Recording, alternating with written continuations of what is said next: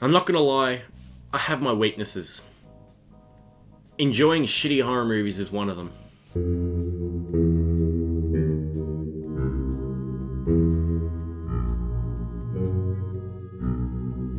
Hello everyone, and welcome to my review of Insidious Chapter 3. With Insidious the Red Door only a couple of weeks away from us now, we are pumping through this franchise, talking about all the movies, and getting through them really well. And I hope you're enjoying hearing my thoughts about them. So, Insidious Chapter 3, as I said in the intro, it's the kind of movie that I just have a soft spot for. I can understand that it's not necessarily great, but I can say that I do really enjoy this one. So, Insidious Chapter 3 surrounds a young girl who is just dealing with some weird shit that's happening after her mum died. Okay, now that I actually just say that out loud, I just realised that sounds really similar to The Boogeyman. There's another movie that the Boogeyman took inspiration off, is Insidious Chapter 3. This film stars Stephanie Scott, Dermot Mulroney, and it has Lynn Shay, Angus Sampson, and Lee Winnell returning in their classic roles. And I want to talk about this movie because I actually strangely like it a lot. Starting off with the positives of this thing, and it is something that I was not expecting to like as much as I did, but the characters in this movie are really well written. I really like all of these characters. The characters in the first movie were great, and they were fine in the second movie, I guess. But I strangely found myself caring about this family's story and the hauntings that were happening to them in the wake of their mother's recent death. I just, for some reason, found it all super compelling, and I really enjoyed spending time with these characters. I cared for what happened to them. I wanted to know about who they are. I love the scenes when we just get to spend time with them. They felt very real to me, and I just thought that they were excellent. Lynn Shay, again, is just perfect. I think she's awesome. I can't believe how cool it is that this franchise has a 7-year-old woman leading the charge, and she's still going in this film. It's so good. She's excellent. Also, some other characters I neglected to mention accidentally. I just realized when I was watching over those reviews, I was like, oh, I didn't even mention them. And that's the characters of Specs and Tucker. They're really good in the first two movies, and I do quite like them in this one as well. They're not quite as strong as they were, but they're decent enough little sidekicks. Unfortunately, they kind of go off the rails in the next movie, but that's for next week's video. Let's just focus on this one. All in all, the leading cast of characters in this thing, I really loved spending time with. They were all awesome, and for me, were the standout of the movie, which is the last thing I expected to say about Insidious Chapter 3 before I watched it. I was thinking, these are going to be the most just disposable, useless characters that no one cares about, but I was shocked. This movie definitely has some creepy moments too. The girl with no feet and hands and no face, I found really spooky and effective. Kind of a bit like the character in Skinamarink. It kind of reminded me a little bit of this character. And I thought that scene with the character with no eyes or mouth in Skinamarink was really a really effective scare. And I absolutely loved... I don't know, there's something about missing body parts that just freaks me out. I don't know what it is, but I was watching it and I was like, ugh, it actually gave me some chills at some points, which I was not expecting. The story in this film I found perfectly serviceable. I didn't think it was anything mind-blowing, because even by 2015 standards, the whole idea of a haunting amidst grief was very well worked.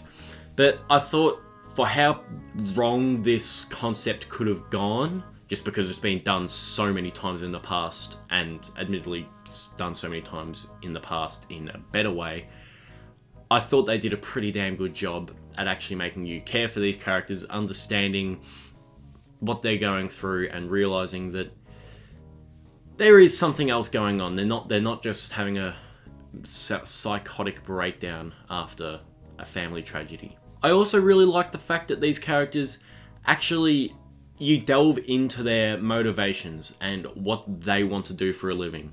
I think the main girl, Stephanie Scott's character, was really compelling because you actually want to know how she ends up. She wants to be like a theatre actor, and you really strangely end up caring. You're like, oh, I really hope she gets this audition and stuff like that. Normally, like, that kind of stuff would just seem filler, but because you're invested in the characters and their situation, you care for them. You want them to be able to move on with their lives and do bigger and better things. And the last thing I want to commend on this film is Leigh Whannell taking over James Wan in the directing chair. I think the guy's a really good director. He's not the best actor, but he's a great director. And he knows what he's doing behind the camera. He knows how to create suspense. He knows how to get under your skin with the camera work.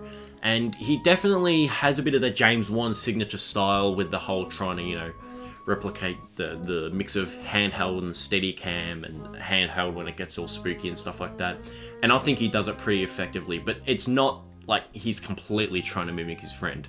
There's a very, very good balance between the two, between his own original style and making sure it still feels like an Insidious movie. Now, moving on to the negatives with this thing, it's plagued with cheap jump scares. Despite the fact that there are some really creepy shit in here, the cheap jump scares in Insidious 2 have crept through into this movie as well.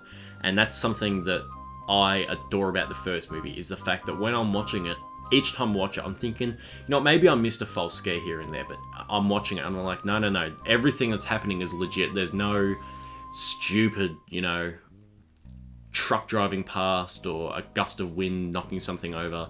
It's just all scary shit. This film, it goes into the cliches when it kind of can't sustain its momentum in the story department, like regarding the haunting, not so much the characters, but the actual haunting and what's going on. When it kind of starts to get a little bit drab, it definitely does throw in a few cheap jump scares just to keep the heart rate going and to keep you invested. But it comes off as just cheap and annoying and not scary.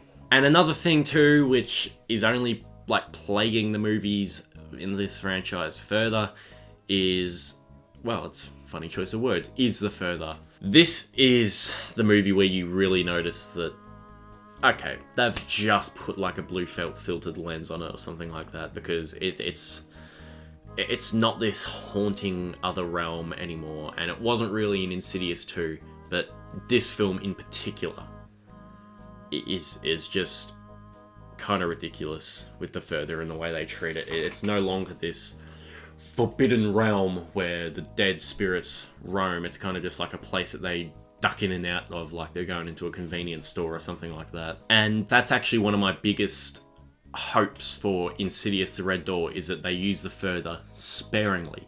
They don't just keep going in and out of there, but actually create suspense, create intrigue and mystery around it. Even though we've been there 100 times, I want them to actually make it creepy again. I don't want it to just be an alternate version of our world where it's just slightly darker and a bit of a blue filter over it. I want them to make it creepy again. And that's one of the biggest flaws of the sequels, in my opinion, is the utilization of the further. But overall, I really did quite like Insidious 3. I thought the characters were there. It had some good scares. I really was invested in the characters' stories. I thought that the overall story was fine. It wasn't terrible. It wasn't amazing. But it was more than serviceable. And although it definitely lacks the kind of intrigue of the first movie regarding the further, and it does have some cheap jump scares which don't really work at all, I had a lot of fun with this movie, despite the fact that it does not need to exist. It doesn't really change anything in the Insidious franchise. It's a fun time. It's a fun way to kill a Tuesday evening, and I would absolutely recommend watching this one if you're watching through the Insidious movies in preparation for the Red Door. I'm going to give Insidious Chapter 3 3.5 stars. Thank you so much for watching my review on Insidious Chapter 3. I'm looking forward to talking about Insidious: The Last Key with you next weekend. And then Insidious: The Red Door will be upon us. And I'm very excited, but a little bit nervous for it because I just wanted to retain the spark of the first movie, but I don't want to set unrealistic expectations. Anyways, I'll see you all later. Bye.